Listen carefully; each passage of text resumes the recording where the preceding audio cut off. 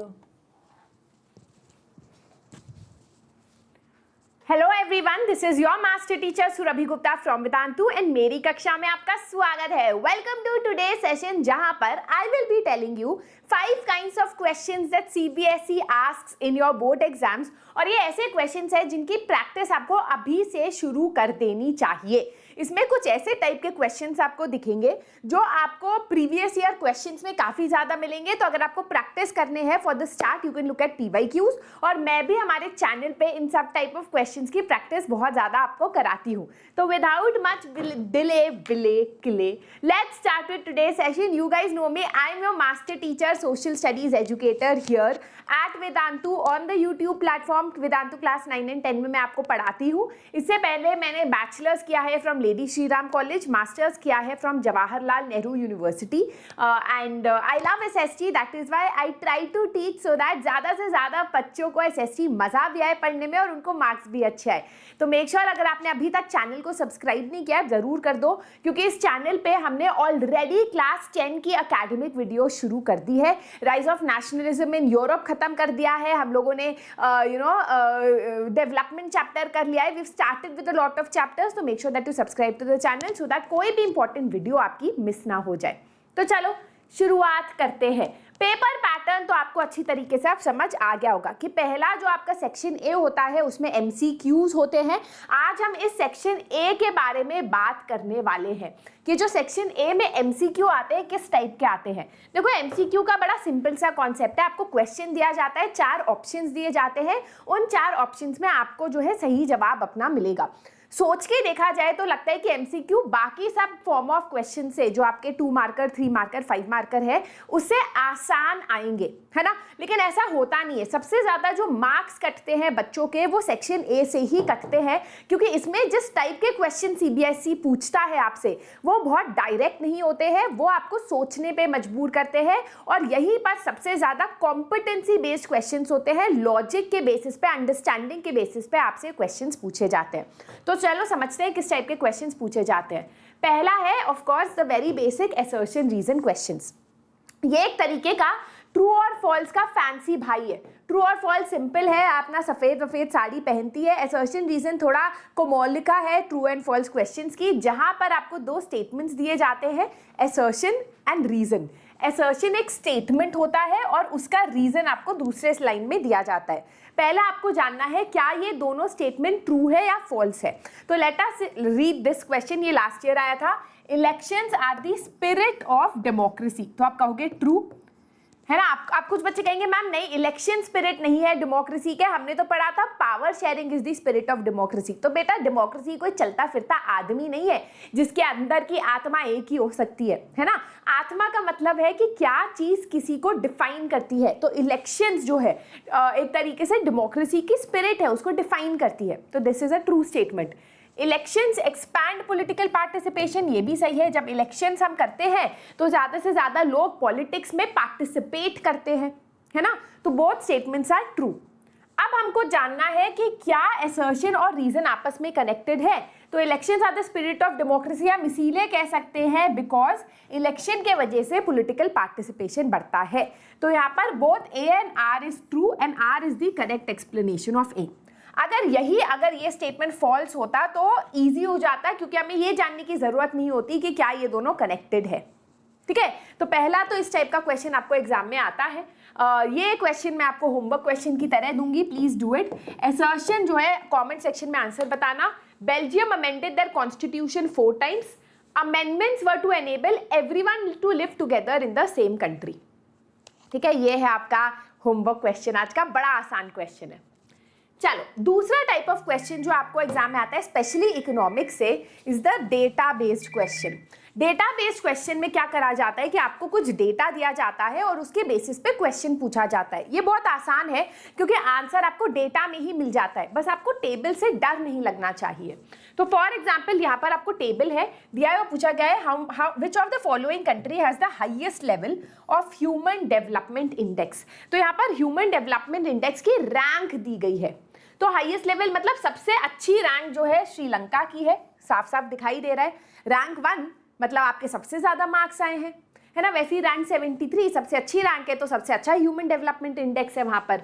तो आप देखो श्रीलंका यहाँ आंसर है, तो आपको आंसर टेबल में ही मिल गया। This is a very easy question that you get. दूसरा क्वेश्चन करते हैं। आपको यहाँ टेबल दी गई है, how much is the net absence ratio of Haryana. Net absence ratio, और आपको टेबल में क्या दिया गया है, नेट अटेंडेंस रेशियो, मतलब कितने बच्चे out of 100 people are attending school. तो हरियाणा में 61 पीपल आर अटेंडिंग स्कूल, तो कितने बच्चे एब्सेंट हो रहे हैं, 100 माइनस 61 दैट इज 39, है ना, 39 हुआ ना, if my maths is correct, तो आंसर इज 39। अब आप देख रहे हो यहाँ पर भी टेबल के बेसिस पे आपको क्वेश्चन दिया गया है। ऐसा लगता है कि बहुत मुश्किल होगा, बट बहुत आसान है, बस आराम आराम से आपको अपना टेबल पढ़ना है। तीसरा टाइप ऑफ क्वेश्चन जो पूछा जाता है इस क्वेश्चंस ऑन क्रोनोलॉजी। ये गाइज लास्ट ईयर से पूछा जाने लगा और ज़्यादा गंभीर तरीका से, 2-3 सालों से पूछा जा रहा है, लेकिन लास्ट ईयर तो इसमें काफ़ी ज़्यादा अच्छे क्वेश्चंस जो है बोर्ड एग्जाम्स में आए थे, जिसके बारे में हम साल में आगे बात करेंगे। तो इसमें क्लियरली आपको जो है कुछ इवेंट्स दे दिए जाते हैं। अब ये चैप्टर हमने किया नहीं है तो मैं आपको अभी कराऊंगी नहीं, अगर आपने किया है तो इसका आंसर मुझे होमवर्क में देना। तो आपको 4 जो है इवेंट्स बता दिए गए हैं और आपको बताना है कि पहले क्या हुआ था, सेकेंड क्या हुआ था, थर्ड क्या क्या हुआ था, फोर्थ क्या होता। इस तरीके से आपको करना है, ठीक है। That is how you have to कर ले क्या क्वेश्चन। चलो छोड़, I don't want to confuse you. मैं हाँ ये वाला करते हैं, चलो वो होमवर्क क्वेश्चन अगर आपने नेशनलिज्म इन इंडिया किया है, बट क्योंकि हमने rise of nationalism in Europe अभी किया है, तो लेट्स डू दिस क्वेश्चन। यहाँ भी आपको 4 इवेंट्स दे दिए गए हैं और आपको क्या करना है, आपको इनको क्रोनोलॉजिकली लगाना है। तो treaty of Constantinople you guys know कि 1832 में साइन हुई थी, है ना। Habsburg granted autonomy to Hungary, now let's say you are not sure ये कब हुआ था, तो चलो इसको अभी के लिए छोड़ देते हैं। बाल्कन क्राइसिस यू नो कि 1870s ऑनवर्ड्स जो है चलने लगी थी। Napoleonic civil code is 1804। तो सबसे पहले तो नेपोलियनिक सिविल कोड है, ये ऑब्वियस है, तो 4 पहले है। उसके बाद आपको लग रहा है यार ट्रीटी ऑफ कॉन्स्टेंटिनोपल की पॉसिबिलिटी ज्यादा है, तो answer is C. Answer looks to be option C. Clear? चलो आगे। Next is your picture based questions. ना पिक्चर बेस्ड क्वेश्चंस बहुत आसान है। यहाँ पर आपको एक पिक्चर दी जाती है, चाहे वो हिस्ट्री की हो, ज्योग्राफी की हो, इकोनॉमिक्स की हो, और आपसे क्वेश्चंस पूछा जाता है। ये लास्ट ईयर के पेपर का क्वेश्चन है, बड़ा इंटरेस्टिंग क्वेश्चन था कि आपको एक चेक दिया गया था, ये मनी एंड क्रेडिट चैप्टर से है जो हम पढ़ेंगे, और आपसे पूछा गया है कि चेक नंबर क्या है। तो यहाँ पर आपका ये चेक नंबर है ना, ये हम पढ़ाते हैं जब चैप्टर पढ़ते हैं, बट बहुत सारे बच्चे इसको इग्नोर कर लेते हैं। And then you write your check number 362255, ठीक है, that is your check number. वैसे ही यहाँ पर आपको एक इमेज दी गई है, this is also a chapter जो हमने अभी तक नहीं किया है, right, this is also a chapter जो हमने अभी तक नहीं किया है। तो यहाँ पर डॉक्टर जो है इलाज कर रहा है, ये सर्विस प्रोवाइड कर रहा है, so this is a tertiary sector, ठीक है। चलो अब the final kind of question is map questions. Now I am not talking about this kind of a map question, जो ऑब्वियसली आपको पता है कि भाई मैप क्वेश्चन आने वाला है, इसमें क्या बड़ी बात है। I am talking about map based MCQ. हमें लगता है कि मैप क्वेश्चन सिर्फ 5 मार्क्स के आते हैं, बट ऐसा है नहीं। मैप के बेसिस पे सेक्शन ए में भी आपसे क्वेश्चंस पूछे जा सकते हैं in the form of a MCQ, multiple choice questions. तो यहाँ पर आपको मैप दे रखा है इंडिया का, ठीक है। ये नहीं भी दिया होगा, ये नहीं दिया हुआ था, which of the following pair is correctly matched. तो अगेन दिस इज समथिंग जो हम रिसोर्स एंड डेवलपमेंट चैप्टर में पढ़ेंगे, राइट, जहाँ पर हम देखते हैं कि कौन सा सॉइल किस एरिया में एग्जिस्ट करता है। तो ये वाला मैप टेक्निकली आपके एग्जाम में है, आपके सिलेबस में है, बट ये कभी 5 मार्क करके मैप बेस्ड क्वेश्चन में नहीं आता। ये कैसे आता है, इस तरीके से आता है। आपको बताना है कि भाई एल्यूवियल सॉइल गंजेटिक प्लेन, ये बिल्कुल सही है। ब्लैक सॉइल हिमालयन रीजन में नहीं मिलता, डेक्कन एरिया में मिलता है, गलत है। एरिड सॉइल वेस्टर्न घाट्स में नहीं मिलता, वेस्टर्न एरिया में, राजस्थान एरिया में मिलता है। लैटराइट सॉइल जो है कोस्टल एरिया में मिलता है। तो इस तरीके से this is the correct answer. वैसे ही क्वेश्चन ये तो आता ही है कि तुंगभद्रा डैम को लोकेट करो, बट एमसीक्यू में भी आ सकता है कि तुंगभद्रा डैम किस स्टेट में लोकेटेड है, ठीक है। तो of course you put your Karnataka, but यहाँ पर आप जब हम वो चैप्टर करेंगे तब आप इसको आंसर कर पाओगे। तो इसको हम बोलते हैं मैप बेस्ड क्वेश्चंस। ये तो क्लियर ही नहीं है, ठीक है, तो इसको हम बोलते हैं map based questions, right.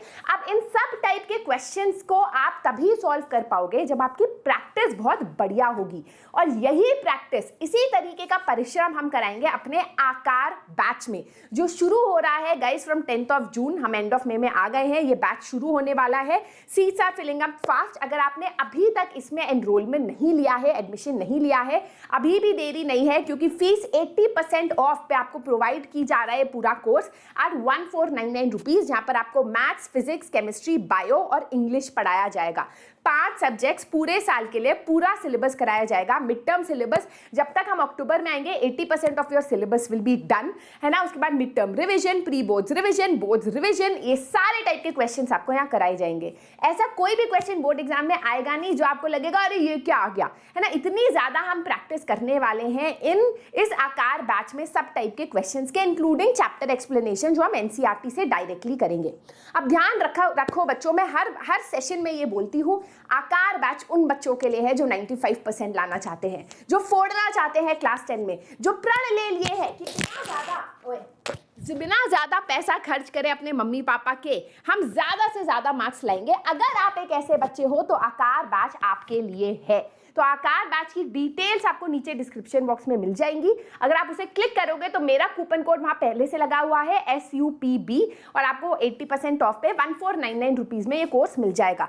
Fees बढ़ने वाली है, आखिरी 10 दिनों में 1 से 10 जून ये बढ़ जाएगी, तो उससे पहले अगर आपने एनरोल किया तो आपका फायदा है, ठीक है। Trust me guys, twice a week आपकी SST की क्लासेस होंगी, 2 बार ऐसे 3 बार हफ्ते में साइंस की क्लासेस होंगी। इस तरीके से क्लासेस डिवाइडेड है। शाम को आपकी क्लासेस होंगी, बहुत ज्यादा लेट नहीं होंगी, चिंता करने की जरूरत नहीं है। एक तरीके से क्लासेस बहुत हेक्टिक भी नहीं होंगी कि आप कुछ और ना कर पाओ। तो make sure that you enrol and you will have a lot of fun, ठीक है। तो दैट इज इट आज के सेशन के लिए। आई होप आपको मजा आया। होमवर्क क्वेश्चंस का आंसर मुझे कमेंट सेक्शन में देना। This is your master teacher Surabhi signing out. I hope you like today's session. Bye bye, have a great day. Video को thumbs up, share and subscribe.